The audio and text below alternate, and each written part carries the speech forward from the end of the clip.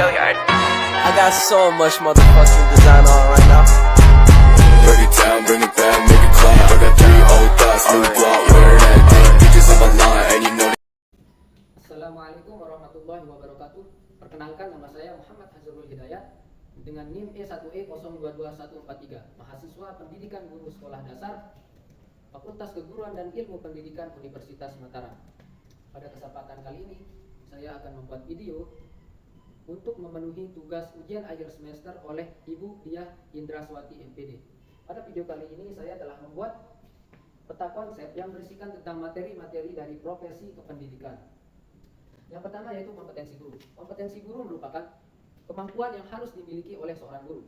Sederhananya, kompetensi ini merupakan sebuah kemampuan, keterampilan yang harus dimiliki oleh sang guru ketika mengajar siswa-siswanya. Yang pertama yaitu kompetensi pedagogik. Kompetensi pedagogik merupakan kompetensi atau kemampuan guru yang berkaitan dengan bagaimana cara guru tersebut dalam menjelaskan di dalam kelas. Bagaimana cara guru dalam menyusun atau merencanakan kurikulum, bagaimana cara guru dalam melaksanakan kurikulum, dan bagaimana cara guru dalam mengevaluasi kurikulum, serta bagaimana cara guru dalam mengidentifikasi kebutuhan dari setiap muridnya. Maksud dari kebutuhan di sini yaitu terkait dengan kebutuhan apa saja yang dibutuhkan oleh sang murid tersebut ketika menerima pembelajaran dari guru tersebut. Yang kedua itu kompetensi kepribadian. Kompetensi kepribadian merupakan suatu kemampuan guru dalam meningkatkan kepribadiannya atau lebih kepada sifat-sifatnya, di mana kompetensi kepribadian ini menuntut guru memiliki sifat yang baik sehingga nantinya akan dicontoh dan sebagai teladan yang baik untuk siswa-siswanya, seperti bersikap jujur, bertanggung jawab, tegas, dewasa, dan bisa menjadi contoh bagi siswa-siswanya. Yang ketiga itu kompetensi sosial. Kompetensi sosial merupakan kompetensi atau kemampuan guru dalam bersosialisasi dengan masyarakat. Bagaimana cara guru dalam berinteraksi dengan masyarakat? Karena guru juga merupakan seorang manusia. Manusia itu tentunya tidak luput dari manusia yang lainnya. Dalam kompetensi sosial ini, guru dituntut bisa berkomunikasi dengan baik dengan anggota masyarakat, baik itu dengan murid-muridnya, dengan sesama guru, dengan kepala sekolah, dan dengan wali murid. Selanjutnya itu kompetensi yang terakhir yaitu kompetensi profesional. Seperti namanya profesional, maka kompetensi ini merupakan kemampuan guru dalam meningkatkan keprofesionalannya. Meningkatkan keprofesionalan di sini maksudnya itu bagaimana cara guru dalam menjelaskan di dalam kelasnya terkait dengan mata pelajaran. Kemampuan guru dalam menjelaskan mata pelajaran atau materi-materi yang ada pada waktu itu. Kemampuan guru dalam menjelaskan materi dari mata pelajaran sehingga materi-materi tersebut akan mudah dipahami oleh siswa-siswanya. Itulah kompetensi profesional. Selanjutnya kita masuk dalam materi keterampilan dasar mengajar. Keterampilan dasar mengajar ini harus dimiliki oleh setiap guru sebagai bekal dia dalam mengajar di dalam kelas dan untuk memenuhi tujuan pembelajaran. Nah, yang pertama itu keterampilan bertanya. Maksud dari keterampilan bertanya yaitu keterampilan guru dalam memberikan pertanyaan kepada siswa-siswanya sebagai bentuk stimulus atau suntikan pengetahuan untuk para siswa atau untuk sekedar mengetes dari materi yang sudah dijelaskan sebelumnya. Lalu diharapkan siswa mampu merespon dari pertanyaan sang guru tersebut. Yang kedua yaitu keterampilan menjelaskan. Keterampilan menjelaskan di sini maksudnya yaitu keterampilan guru dalam menjelaskan materi pembelajaran. Di sini cara guru dalam menjelaskan itu dituntut untuk kreatif sehingga pelajaran yang dijelaskan akan lebih mudah dicerna oleh peserta didik. Yang ketiga itu menggunakan variasi.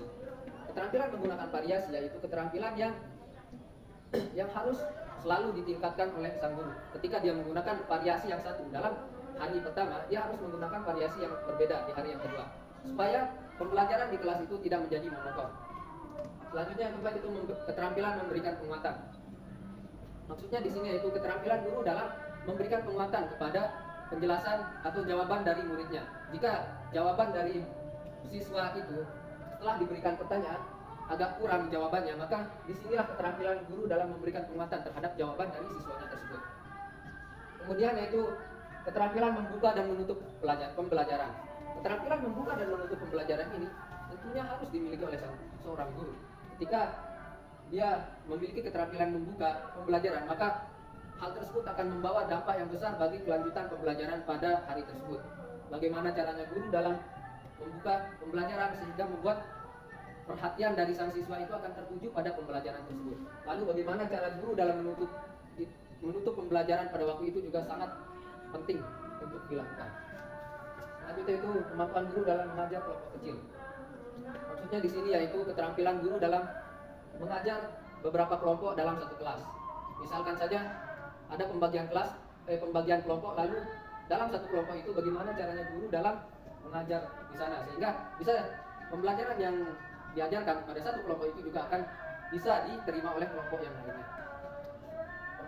Yang selanjutnya itu keterampilan guru dalam mengelola kelas. Keterampilan guru dalam mengelola kelas ini juga sangat penting untuk sang guru. Karena ketika guru tidak bisa mengelola kelas dengan baik, maka dia akan tidak diperhatikan oleh murid-muridnya. Bahkan murid-muridnya akan terus bermain tanpa ada kontrol. Selanjutnya itu keterampilan membimbing diskusi kecil. Maksudnya di sini yaitu keterampilan guru dalam membimbing suatu diskusi kecil. Jika guru meminta murid-muridnya untuk berdiskusi, lalu di sanalah peran guru bagaimana caranya membimbing diskusi kecil pada setiap kelompok tentunya dalam satu kelas itu. Baik, selanjutnya kita akan masuk ke dalam materi sertifikasi guru. Sertifikasi guru merupakan pemberian sertifikat pendidik oleh pemerintah kepada guru yang telah kompeten dalam menjalankan tugasnya sebagai seorang guru. Selain itu juga sertifikasi guru ini diberikan kepada guru yang sudah layak diberikan semacam prestasi sebagai bentuk terima kasih dari pemerintah untuk guru tersebut karena sudah menjalankan tugasnya dengan baik. Selain itu juga sertifikasi guru ini dapat diberikan oleh pemerintah melalui tes atau ujian yang kemudian membuktikan, ujian-ujian tersebut membuktikan seberapa layak guru tersebut mendapatkan sertifikasi. Adapun syarat-syarat dari penerimaan sertifikasi guru ini ada dua, yaitu syarat akademik dan syarat non-akademik. Seperti namanya, yaitu syarat akademik berarti syarat-syarat yang berkaitan dengan sekolah terakhir dari guru tersebut atau pendidikan terakhir dari guru. Adapun syarat dari sertifikasi guru yaitu persyaratan non-akademik, yaitu satu, usia maksimal dari guru tersebut adalah 56 tahun ketika mendaftar sertifikasi. Yang kedua yaitu memiliki prestasi, sehingga prestasi tersebut didaftarkan kemudian diusulkan untuk mengikuti sertifikasi guru. Selanjutnya yaitu persyaratan non akademiknya, adanya usulan dari pihak sekolah untuk guru tersebut mengikuti kegiatan sertifikasi guru. Adapun jenis-jenis dari sertifikasi guru itu ada tiga. Yang pertama pola PSPL, pola VL, dan yang ketiga PLPG. Yang pertama pola PSPL, pemberian sertifikasi pendidik secara langsung. Dimulai dari pola tersebut dimulai dari pengumpulan berkas, lalu pelaksanaan tes ujian, yang terakhir yaitu tes hasil pengumuman. Untuk guru yang sudah berhasil atau yang sudah lulus, maka akan otomatis mendapatkan sertifikasi guru. Yang kedua itu pola portofolio. Seperti namanya, portofolio berarti jenis sertifikasi guru ini diberikan kepada guru yang sudah memiliki pengalaman yang cukup. Otomatis untuk guru yang memiliki pengalaman yang sudah banyak atau sudah lama dalam dunia pendidikan, maka akan lebih cepat lulus melalui jalur ini. Yang ketiga itu pola PLPG atau pendidikan dan latihan profesi guru. Maksudnya yaitu pada pola ini sang guru akan dilatih terlebih dahulu sehingga kompetensi guru tersebut akan menjadi lebih menonjol atau lebih daripada biasanya. Baik, setelah menjelaskan sertifikasi guru, kali ini kita akan masuk dalam materi organisasi profesi guru. Organisasi profesi guru merupakan wadah yang berfungsi untuk sebagai penampungan atau sebagai penyelesaian masalah yang berkaitan dengan profesi guru yang kemudian akan diselesaikan secara bersama-sama. Dalam organisasi profesi guru, kita mengenal adanya beberapa organisasi yang menjadi naungan bagi profesi guru. Yang pertama yaitu PGRI. PGRI merupakan Persatuan Guru Republik Indonesia. Yang kedua yaitu IDI, Ikatan Guru Indonesia. Yang ketiga yaitu MGMP, Musyawarah Guru Mata Pelajaran. Musyawarah Guru Mata Pelajaran ini adalah wadah bagi guru-guru yang memiliki satu bidang studi. Misalkan guru yang memiliki bidang studi IPA, maka dia akan menggelar sebuah musyawarah untuk berdiskusi terkait dengan mata pelajaran IPA. Selanjutnya itu KKG, kelompok kerja guru. Kelompok kerja guru ini adalah berada dalam satu gugus. Di sana ada beberapa guru yang terbagi dalam beberapa kelompok. Lalu di sana mereka akan berdiskusi secara langsung. Selanjutnya itu PGSI, Persatuan Guru Seluruh Indonesia. Seperti namanya, Persatuan Guru Seluruh Indonesia berarti guru seluruh Indonesia itu bisa masuk ke dalam PGSI. Yang kedua itu FGII, Federasi Guru Independen Indonesia. Selanjutnya itu Pergunu, Persatuan Guru Nahdlatul Ulama. Berarti di sini yang masuk itu adalah guru-guru yang berasal dari Nahdlatul Ulama. Selanjutnya itu ISPI, Ikatan Sarjana Pendidikan Indonesia. Berarti di sini adalah sebuah wadah untuk semua sarjana pendidikan yang ada di Indonesia, baik itu IPA, IPS, PKN, biologi, kimia, semuanya bisa masuk dalam sini. Nah, tujuan dari semua organisasi-organisasi ini yaitu sebagai wadah bagi guru, sebagai penampung aspirasi ataupun sebagai jalan untuk penyelesaian masalahnya. Maksud dari penyelesaian masalah di sini yaitu dalam organisasi profesi guru ini, maka mereka akan dibantu untuk menyelesaikan masalahnya. Baik, selanjutnya kita akan masuk ke dalam materi supervisi pendidikan.